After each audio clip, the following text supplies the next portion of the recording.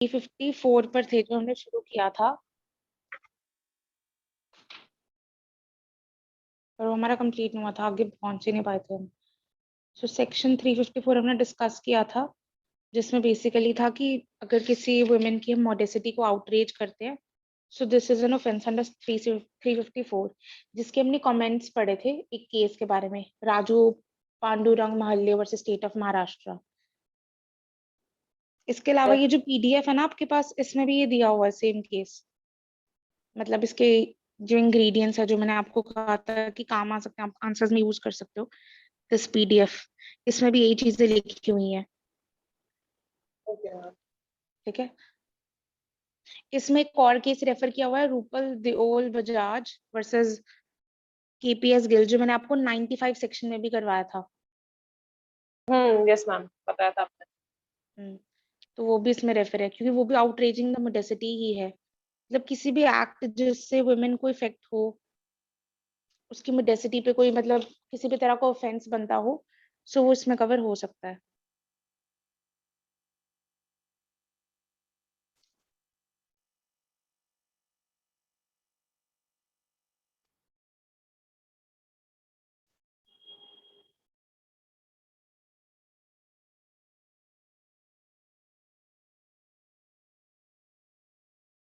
और एक ये केस था, एक state of Punjab versus Major Singh.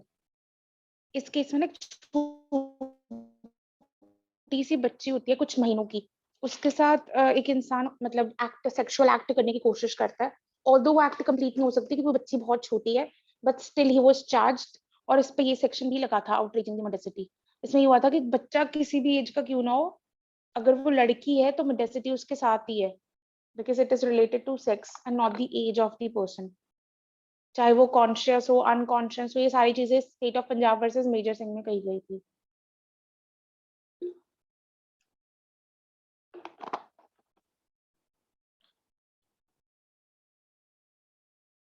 The essence of women modesty is her sex, and from her very birth, she possesses the modesty, which is an attribute of her sex. Irrespective of whether she herself conscious about her sexual dignity or not, her sexual dignity has to be protected. तो ये सब चीजें जो आपको मतलब अपने answers में, अपने नोट्स बना रहे हो उसमें ऐड ऑन करना ये पॉइंट्स। इसके बाद we come up to section 354A। ये सारे 354A से डी एडेड हुए थे हमारे 2013 में, 3 फरवरी 2013 में अमेंडमेंट हुई थी। 354A deals with sexual harassment and punishment for sexual harassment. ये बेसिकली वर्क प्लेस से डील करता है। So a man committing any of the following acts, physical contact and advances involving unwelcome and explicit sexual overtures, a demand or request for sexual favors, showing pornography against the will of a woman, making sexual colored remarks, shall be guilty of the offense of sexual harassment.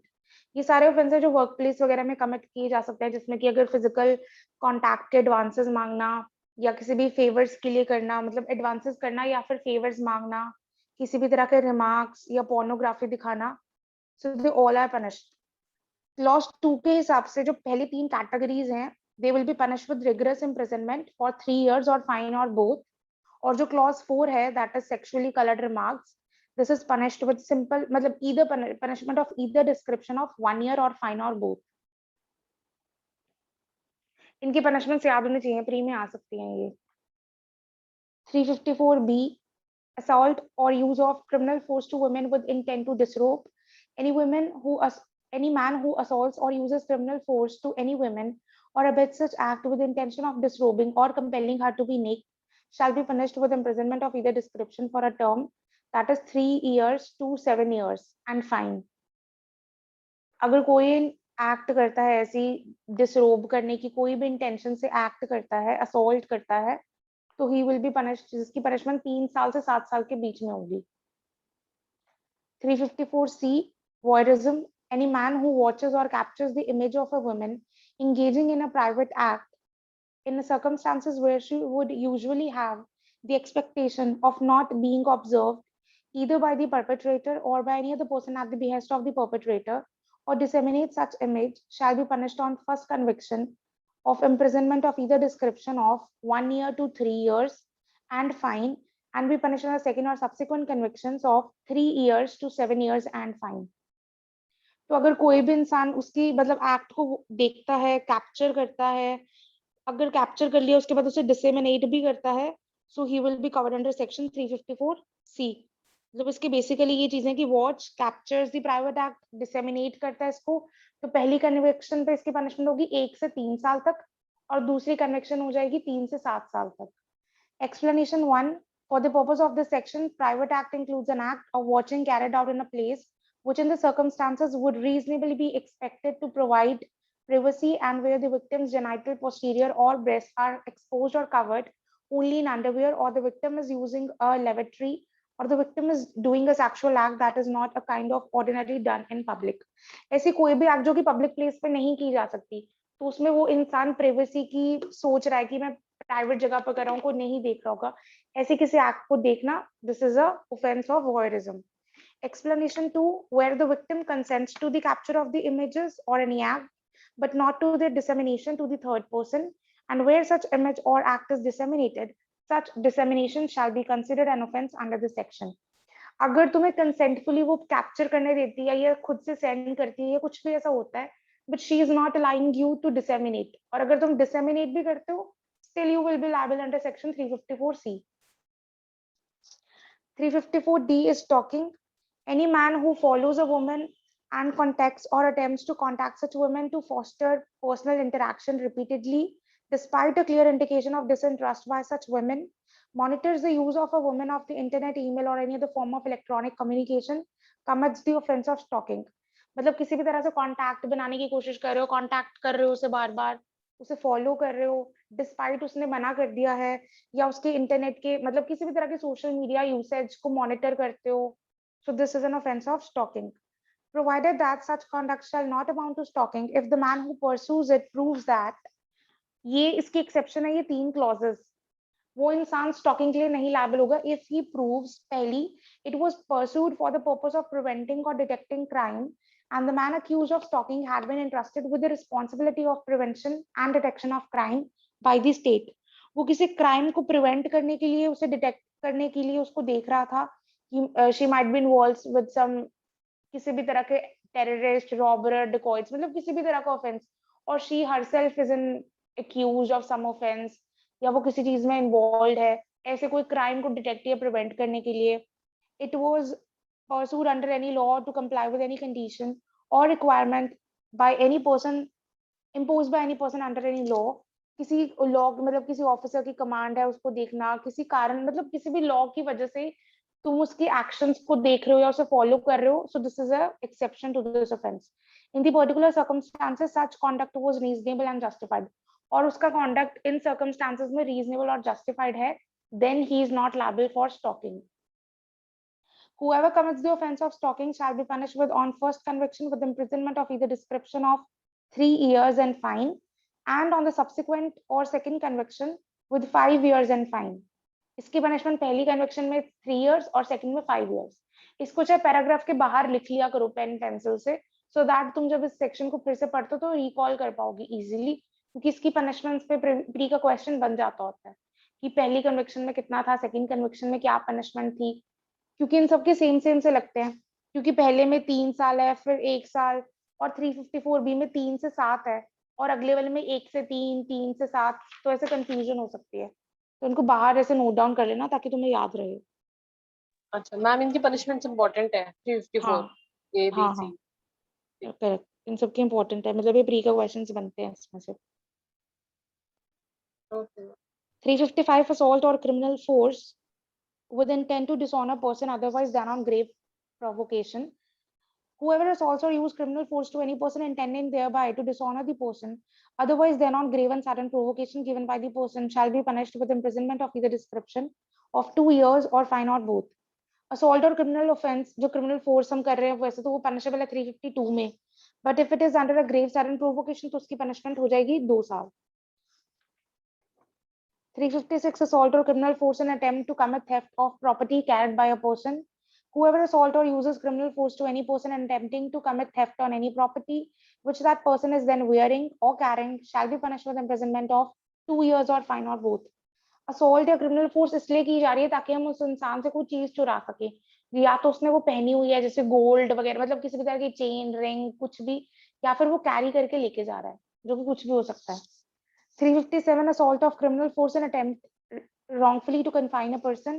Whoever assaults or uses criminal force to any person and attempting wrongfully to confine the person shall be punished with imprisonment of either description for a term which may extend to 1 year or fine which may extend to 1000 rupees or both. अगर assault या criminal force इसलिए use किया जा रहा है ताकि हम उस इंसान को confine कर सके, तो इसकी punishment है 1 साल या फिर 1000 रुपए। 358 assault or criminal force on grave provocation. Whoever assaults the uses to any person on grave and sudden provocation given by the person shall be punished with simple imprisonment of 1 month or fine or 200 rupees. इसमें grave and sudden provocation वो है कि जिसने दिए तुमने उसी के खिलाफ ऑफेंस कमिट कर दिया, तो इसलिए उसकी पनिशमेंट है 1 महीने और 200 रुपए। और 353 में डिसऑनर करा था ग्रेव एंड सडन प्रोवोकेशन की वजह से, कि ग्रेव एंड सडन प्रोवोकेशन के बिना तुमने डिसऑनर किया किसी को, असॉल्ट से किसी की इंसल्ट की, तो 353 में वो था। और 358 में है कि ग्रेव एंड सडन प्रोवोकेशन की वजह से तुमने उस इंसान के खिलाफ ही ऑफेंस कमिट कर दिया। नहीं नहीं मैम, 353 में तो पब्लिक वाला है, पब्लिक सर्वेंट वाला है। वो हाँ ठीक है सॉरी 352 में ऑफेंस था, 358 में ग्रेव एंड सडन प्रोवोकेशन है, उसकी पनिशमेंट जिससे कम हो गई। नहीं मैम, 355 और 358 रिलेटेड है क्या? एक सेकंड, मुझे लगता है मैंने कुछ मिस कर दिया, रुको। 352 था ऑफेंस, जनरल ऑफेंस असॉल्ट और क्रिमिनल फोर्स का। 358 हो गया उसका ग्रेव एंड सडन प्रोवोकेशन का, ये 352 के साथ कनेक्टेड है। 355 है किसी की इंसल्ट कर दी, डिसऑनर कर दिया उस इंसान को, मतलब किसी भी तरह से उसके इंसल्ट रेपुटेशन को हार्म कर दिया, otherwise than on grave sudden provocation. जैसे इसमें कि grave ma'am and sudden assault कैसे करेंगे? किसी भी तरह से उसे डरा दिया कि मैं तुम्हारी पिक्चर्स बाहर वायरल कर दूंगा, अगर तुमने मेरी बात नहीं मानी तो मैं तुम्हारी कोई इन्फॉर्मेशन है मेरे पास मैं लीक कर दूंगा, जिससे उसकी बेइज्जती हो सकती है बाहर, पब्लिकली उसकी इंसल्ट हो सकती है, उसकी रेपुटेशन को हार्म हो सकता है। ये हो गया डिसऑनर की चीज। और मैम ये 358 में क्या है? 358 में जो ग्रेव एंड सडन प्रोवोकेशन देता है, उसी के खिलाफ तुमने ऑफेंस कमिट कर दिया, असॉल्ट या क्रिमिनल फोर्स। मतलब हाँ तो उसने कोई एक्ट की जिससे तुम्हें गुस्सा आ गया और तुमने उसके खिलाफ एक्ट कर दी। हाँ मैम, 352 भी तो सेम है फिर। नहीं 352 कहता है कि आपको जनरली असॉल्ट और क्रिमिनल फोर्स पे हम पनिश करेंगे, पर वो offence grave and sudden provocation पर नहीं होना चाहिए। उसकी एक्सेप्शन है 358, जहां पे ये दिया है कि अगर ग्रेव एंड सडन प्रोवोकेशन हो गई तो उसकी पनिशमेंट 1 महीना हो जाएगी, जो कि आई गेस 2 साल है ना 352 में। 352 एक जनरल पनिशमेंट बताता है ऑफेंस की, 3 मंथ्स। और 358 उसकी एक्सेप्शन है, that is grave and sudden provocation. 352 एक जनरल पनिशमेंट है, उस पे ग्रेव एंड सडन प्रोवोकेशन वाली चीज नहीं है, वो 358 में आएगी। ठीक है। ठीक है, नेक्स्ट टॉपिक है kidnapping abduction, this is very important. इसमें पक्का पक्का एक प्री की प्रोपोजिशन आती है, वो घुमा फिर आके से क्वेश्चन डाल देते हैं कि ऐसा ऐसा हुआ था, उसे ले गए तो ये किडनैपिंग बनती है नहीं बनती है, एब्डक्शन बनती है नहीं बनती है, तो इस पे क्वेश्चन आता ही आता है। इवन दो लास्ट ईयर भी, मतलब लास्ट एग्जाम जो हुआ था पंजाब वगैरह का, उसमें भी इस पे क्वेश्चन आया, तो उस पे प्रोपोजिशन आई थी, इस पे situation based question. 359 kidnapping is of two kinds, that is from India and from the lawful guardianship। दो तरह की यहाँ पे किडनैपिंग डिस्कस की है, एक इंडिया से किडनैप करना और एक लॉफुल गार्डियनशिप से किडनैप करना। 360 kidnapping from India, whoever conveys any person beyond the limits of India without the consent of the person or of some person legally authorized to consent on behalf of that person is said to kidnap that person from India। अगर कोई भी इंसान kidnap करता है किसी भी इंसान को और उसे किडनैप करके इंडिया से बाहर लेके जाता है उसकी कंसेंट के बिना या फिर उसके गार्डियन की कंसेंट के बिना, सो this is an offence of kidnapping from India. इसमें एज का कोई फैक्टर नहीं है, कोई भी इंसान किडनैप किया जा सकता है, एडल्ट हो माइनर हो कोई भी क्यों ना हो, बस जैसे इंडिया की टेरिटरी से उसकी लिमिट से बाहर ले गए, सो this is a kidnapping from India. इसमें कोई एज फैक्टर नहीं है।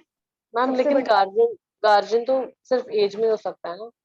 हाँ वो हो सकता है सिर्फ एज में, पर उन्होंने दोनों चीजें लिख ली ना कि without the consent of that person और of some person legally authorised, दोनों चीजें इंक्लूड कर दी इन्होंने।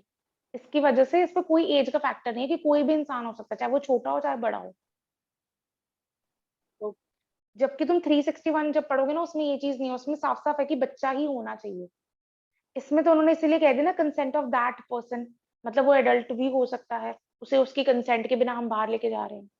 क्योंकि माइनर अगर कंसेंट देता तो उसकी तो वैलिडिटी नहीं है कोई, उसकी कंसेंट इमटेरियल होती है, क्योंकि माइनर के नॉट गिव कंसेंट। हमने पीछे भी करी हैं ये चीजें, सेक्शन 90 में भी, जब हम कंसेंट की बात कर रहे थे कि माइनर अनसाउंड ये सब कंसेंट ही नहीं दे सकते। याद आया कुछ? Ma'am general exception. हम्म। तो कंसेंट तो बच्चा दे ही नहीं सकता, तो इसलिए इन्होंने टर्म यूज किया ना, consent of that person, which means एक एडल्ट को भी किडनैप किया जा सकता है अंडर सेक्शन 360।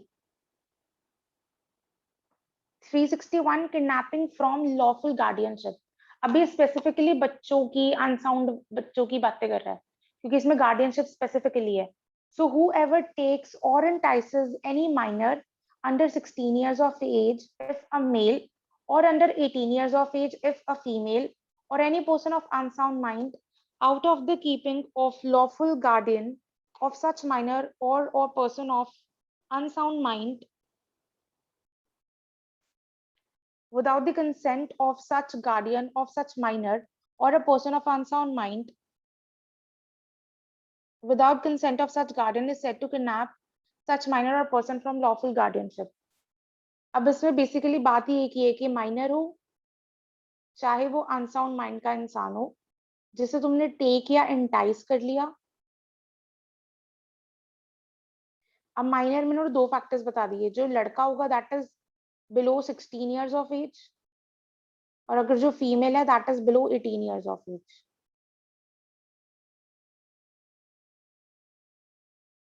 इन चीजों का सबसे ज्यादा ख्याल रखना है, क्योंकि यही चीजें क्वेश्चन को मोल्ड कर सकती हैं। इसको तो चाहे तो हमने नोटबुक में जब इसके नोट्स वगैरह अगर बनाते हो ना, तो स्पेसिफिकली इसके पॉइंट्स बना के, या फिर अगर पैराग्राफ में लिखते हो तो हाईलाइट कर लेना, अंडरलाइन कर लेना। इन्हीं चीजों पे क्वेश्चन आते हैं कि अगर माइनर है तो उसकी एज बताइए, या फिर अनसन माइंड का इंसान। तो अगर हम इनको किडनैप करते हैं, लेकर जाते हैं without the consent of their lawful guardian, this is an offense of kidnapping under section 351. Explanation: the words lawful guardian in this section includes any person lawfully entrusted with the care or custody of such minor or other person. Lawful guardian वो इंसान है जिसके पास care और custody है उस बच्चे की, interest की गई है केयर और कस्टडी, जिसका मतलब कि लॉफुल गार्डियन में सिर्फ पेरेंट्स नहीं आएंगे, इसमें टीचर्स भी आ सकते हैं, या कोई भी इंसान जिसकी केयर और कस्टडी में तुम थोड़ी देर के लिए अपने बच्चे को इंटरेस्ट करके गए हो। कि स्कूल में टीचर्स आर रिस्पॉन्सिबल, मतलब एडमिनिस्ट्रेशन इज रिस्पॉन्सिबल, घर पे पेरेंट्स रिस्पॉन्सिबल, मतलब जिनकी केयर और कस्टडी में वो बच्चा है, they are the lawful guardians for the purpose of this section. कि उनकी कंसेंट के बिना तुम लेके जा रहे हो, so this is an offence. समझ आई ये चीज? लॉफुल गार्डियन मतलब कि जिसको इंटरेस्ट की गया है, कितनी भी देर के लिए इंटरेस्ट क्यों ना किया गया हो, जिसको इंटरेस्ट किया उनकी केयर और custody, he is a lawful guardian as per this section. Exception: this ma'am section जैसे डज कि नॉट। मैम हाँ जैसे जी। कि मेड के पास बहुत लोग अपने बच्चे को छोड़ के चले जाते हैं, तो मैम हाँ वो भी हाँ लॉफुल गार्जियन हो जाएंगे? हाँ हाँ, टेंथ में? वो एक लॉफुल, एक पर्पस के लिए, उस पर्टिकुलर एक्ट के लिए लॉफुल है वो, क्योंकि उसके पास इस टाइम पे केयर और कस्टडी है, क्योंकि पेरेंट्स नहीं है, वो उसके बिहाफ पे ना कंसेंट दे सकते, कुछ नहीं कर सकते। तो अगर वो मेड से पूछ के कोई बच्चा ले जाता है, सो स्टिल, मतलब उसकी परमिशन के बिना कोई ले जाता है, उसे बताकर ले जाता है, तो ये सब चीजें ध्यान में रखते हैं। तभी जब स्कूल्स वगैरह में से किडनैप होता है तो ये कहते हैं ना कि टीचर्स को पता क्यों नहीं है, एडमिनिस्ट्रेशन को पता क्यों नहीं है, क्योंकि उनकी अभी उनको इंटरेस्ट कर दी गई थी थोड़े टाइम के लिए, मतलब स्कूल आवर्स में they are interested with the care and custody of the children, तो उनकी रिस्पॉन्सिबिलिटी है टुवर्ड्स द चिल्ड्रन। जैसे क्रेच वगैरह में बच्चों को छोड़ जाते हैं, तो उनकी केयर और कस्टडी में वो बच्चे हैं। Okay ma'am. तब इन्होंने लॉफुल गार्डियन यूज किया, वरना लीगल गार्डियन वर्ड यूज कर लेते हैं क्योंकि उसमें तो सिर्फ पेरेंट्स वगैरह ही आते हैं। तो उन्होंने लॉफुल करा है कि जो जो इंटरेस्टेड हैं। Exception, this section does not extend to the act of person who in good faith believes himself to be the father of an illegitimate child, or who in good faith believes himself to be entitled to the lawful custody of such child unless such act is committed for an immoral or unlawful purpose. कि अगर एक father अपने illegitimate बच्चे को लेकर जाता है कहीं, तो वो ऑफेंस नहीं है क्योंकि उसे पता है मेरा बच्चा है, तो he is also a lawful guardian, उसके पास भी कस्टडी है एक तरह से, he can take care of the child. Exception इसकी ये आ जाएगी, पर अगर वो फादर अपने बच्चे को किसी इमोरल या अनलॉफुल पर्पस के लिए लेके जा रहा है, then it will become a kidnapping, तो ये किडनैपिंग का ऑफेंस बन जाएगा। अगर फादर गुड फेथ में लेके जा रहा है अपने इलेजिटिमेट बच्चे को, तो कोई ऑफेंस नहीं है। पर अगर वो अपने इलेजिटिमेट बच्चे को किसी गलत काम के लिए लेके जा रहा है, इमोरल किसी भी चीज के लिए, बेचने के लिए या उसे कुछ गलत काम करवाने के लिए, then it is an offence of kidnapping, otherwise he is allowed. Ma'am इसमें ग्रैंड पेरेंट्स वगैरह इन्वॉल्व कवर्ड नहीं है? जैसे ग्रैंड पेरेंट्स के पास कभी कभी बच्चे ले जाते हैं वो। हाँ, ग्रैंड पेरेंट्स को भी कर सकते हैं इंक्लूड, लॉफुल गार्डियन तो है ही है घर में जो रह रहे हैं। पर ये हो जाता है ना, घर में जब सारे रह रहे हैं तो पेरेंट्स भी ज्यादा वो कर देते हैं कि हाँ जी they can consent on the behalf of the children, पर ऐसा कुछ नहीं है, दे कैन बी इंक्लूडेड। अब अगर वो छोड़ के ग्रैंड पेरेंट्स के पास गए हैं तो हाँ, दे आर एंटाइटल्ड, उनकी केयर और कस्टडी में बच्चे हैं तो दे आर। इसका सबसे इंपॉर्टेंट है, कमेंट्स में इसके सबसे इंपॉर्टेंट केसेस। पहला वाला तो है TD Thakori Lal D Vadgama versus state of Gujarat, है तुम्हारे वाले में, बैरक में? है मैम, मेरे में है मैम। ठीक है। ये केस में क्या होता है, एक लड़की होती है 15 साल से कम, और उसके फादर ना किसी कंपनी में काम कर रहे होते हैं, और उनका जो बॉस वगैरह होता है उसे वो लड़की पसंद आ जाती है, तो वो उनके घर आता है, उन्हें गिफ्ट्स वगैरह देता रहता है। तो उसकी मतलब बेटी के साथ एक दिन सेक्सुअल एक्ट भी कर लेता है। तो उसकी जब मदर को पता लगता है तो वो उस लड़की को डांटती है, मारती है और मना कर देती है कि तुम मुझसे मिलोगी नहीं। अब वो तो बच्ची है, उसे नहीं पता। फिर वो अगले दिन फिर से उसे मिलने चली जाती है और वो आती नहीं वापस। तो वो किडनैपिंग का चार्ज लगा देते हैं, क्योंकि वो मिलती भी उसी के घर से है, उसके कपड़े वगैरह सब उसी के घर से मिलते हैं, उसके बॉस के घर से। तो they charged him for the rape and kidnapping. अब इस केस में ये हेल्ड हुआ था कि अगर वो ये कहे कि मैंने तो उसे बुलाया नहीं था, तो मेरी तो कोई किडनैपिंग का केस ही नहीं बनता। पर इसमें इन्होंने ये हेल्ड करा था कि वो बंदा उसे गिफ्ट वगैरह देता था, उसे इंड्यूस करता था कि तुम मेरे पास आओ, मेरे साथ रहो। तो इस वजह से he was covered under this section of kidnapping. Plus उसने उसके बिना फादर के परमिशन से भी उसके साथ कांटेक्ट रखा, so he was made liable for this offence.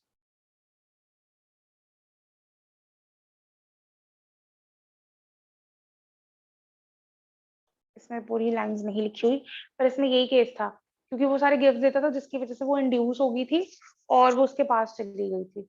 तो the offence was made in this. इसके बाद जो अगला केस है ना, S Varadarajan versus state of Madras. इसमें वो यस जो मैम। लड़की थी वो खुद से छोड़ के जाती है घर टू मैरी दी पर्सन। तो इसमें he was not made liable, क्योंकि उसने कहा कि मैंने कोई इंड्यूस नहीं किया, मैंने कोई इंटाइस नहीं किया, लड़की खुद घर छोड़ के आई है मुझसे शादी करने के लिए। So the offence is not made out in this case, where the facts indicate the girl left her father's protection, knowing and having capacity to know the full import of what she was doing and voluntarily joined the accused. The offense of kidnapping cannot be said to have been made out. वो खुद से छोड़ के आई थी, तो the offense was not made, even though लड़की की as इस केस में 17 years थी। पर इसमें ये चीज प्रूव की थी कि दो वर्ड्स हैं बेसिकली 361 को प्रूव करने के लिए, टेक और एंटाइस। अगर ये दो चीजें मिसिंग है तो तुम उस बंदे को लाइबल ही नहीं कर सकते हो, क्योंकि वो ना तुम्हें लेके गया है, ना उसने तुम्हें बहलाया फुसलाया। तो how will you make the person liable? वो लड़की खुद से गई है, so this can ma'am not वो बी भी तो मेड कह एन सकते हैं, ऑफेंस। हम ये भी तो कह सकते हैं कि माइनर थी, she doesn't have that mind to make judgement पर फॉर उसने कोई हरसेल्फ। एक्ट ही नहीं की, उसने कोई एक्ट ही नहीं की। उसकी कम से कम कोई एक्ट होनी तो चाहिए जिस वजह से बच्चा घर से गया है, वो कुछ तो करे। अगर उसने कुछ किया ही नहीं है, खुद से चला जाए बच्चा, तो अब कैसे उसको बनाओगे? उसने कुछ किया ही नहीं था, इसीलिए इसमें उसको ऑफेंस के लिए लायबल नहीं किया गया था। अगर वो खुद अपनी नॉलेज से खुद से आ जाए, अब इसमें तो वो इंसान को लायबल नहीं कर सकते। अगर उसने कोई एक्ट की होती, उसे बहलाया फुसलाया या उसे भगा कर ले गया, किसी भी तरीके की चीज करेगा, तभी will make him liable for kidnapping. पर उसने अगर कुछ किया ही नहीं है, तो कैसे वो खुद से घर छोड़ के आ गई उसके घर, तो वो भी क्या करे, तो उस पर किडनैपिंग का केस थोड़ी बन जाएगा। Okay. ठीक है।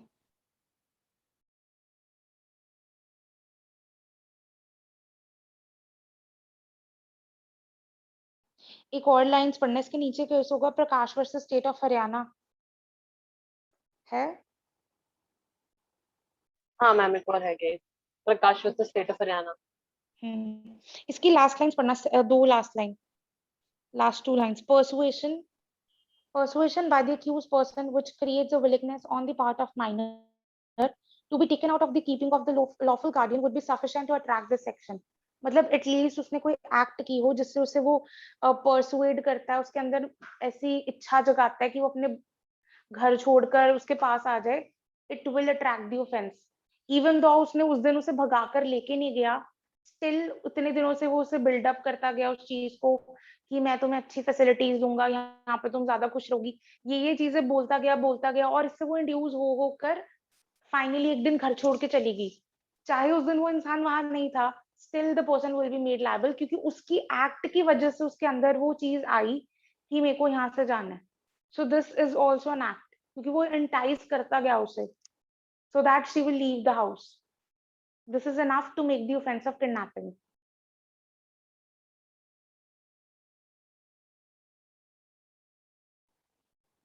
अगर उसके अक्यूज के पार्ट पे कोई चीज नहीं होगी ना, तो उसको लायबल नहीं कर सकते, इसलिए जरूरी है कि उसके पार्ट पे कोई चीज होनी चाहिए।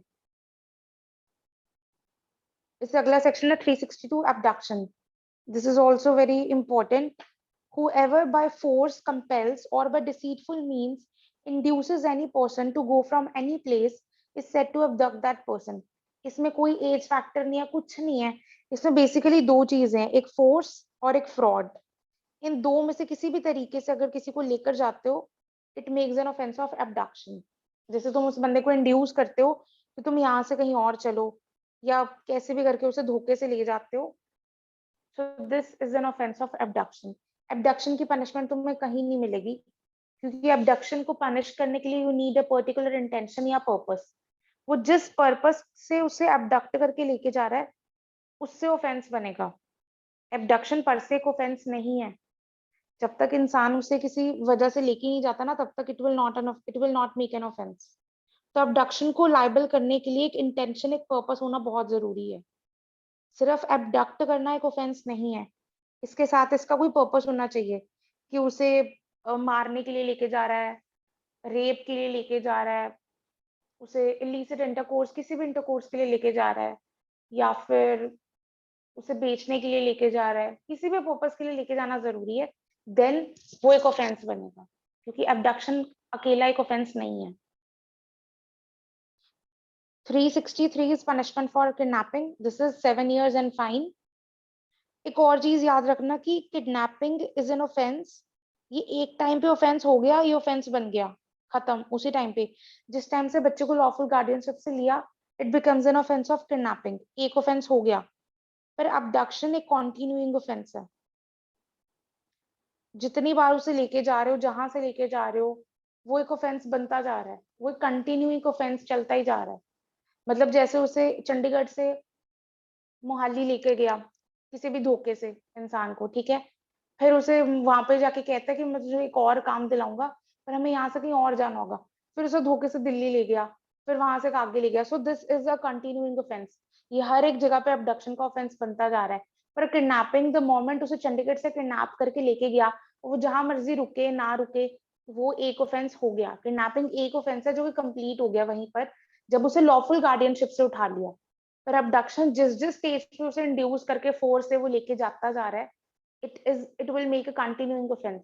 ये बनता जा रहा है कि एक और ऑफेंस, कि हाँ एबडक्शन यहाँ करी, फिर इसने ऐसे किया, फिर इसने वैसे किया। So it is a continuing offence, her point पे एक ऑफेंस बना रहा है। which is not in the case of kidnapping.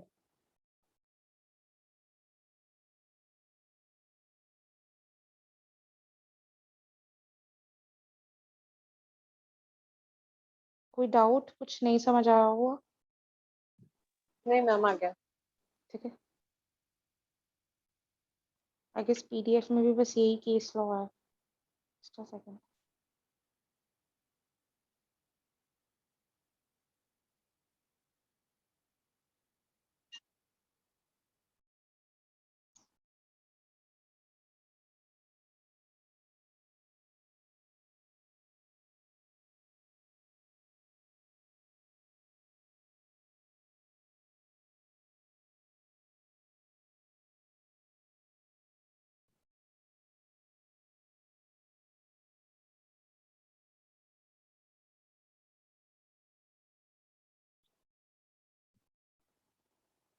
एक और चीज याद रखना कि kidnapping is an offence of strict liability, क्योंकि इसमें कोई इंटेंशन नहीं मांगा ना उन्होंने, इसमें कोई इंटेंशन की जरूरत नहीं है to make it as an offence, क्योंकि स्ट्रिक्ट लायबिलिटी का ऑफेंस है, क्योंकि इसमें सिर्फ ये लिखा है टेक और एंटाइसेस।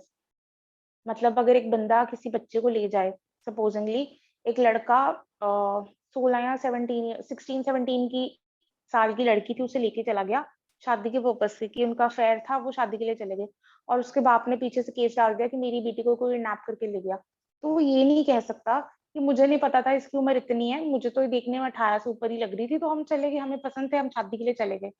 तो इसके लिए he will still be made an liable, क्योंकि वो किसी को किसी के कंसेंट के बिना लेके गया, it will make an offence of kidnapping. इसमें क्योंकि कोई इंटेंशन नहीं चाहिए, कि पहले से एक स्ट्रिक्ट लायबिलिटी ऑफेंस है, तो उससे कोई फर्क नहीं पड़ता उस बंदे का इंटेंशन क्या था, किडनैपिंग का चार्ज बनेगा ही बनेगा।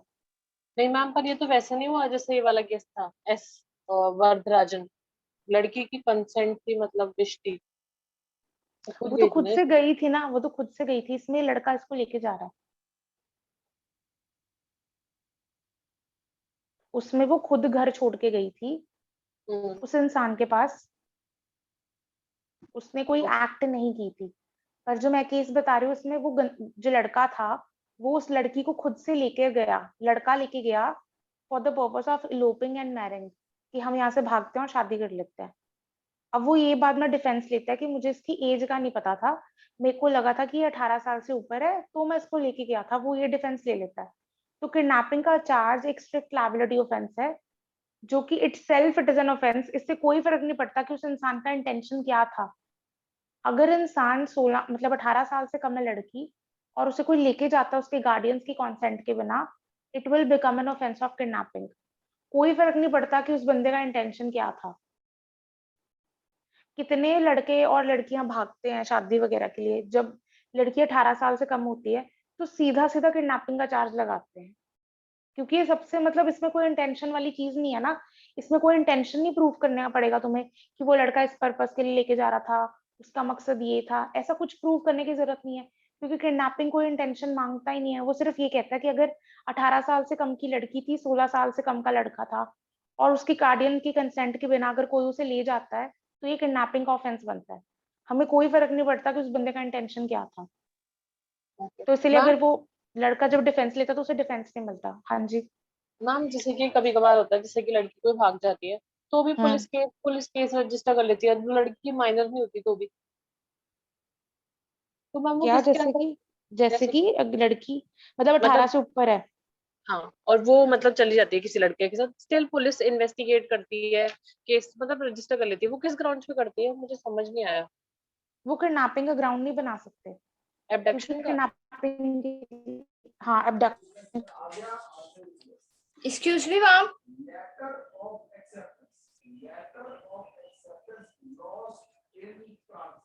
Hello, ma'am.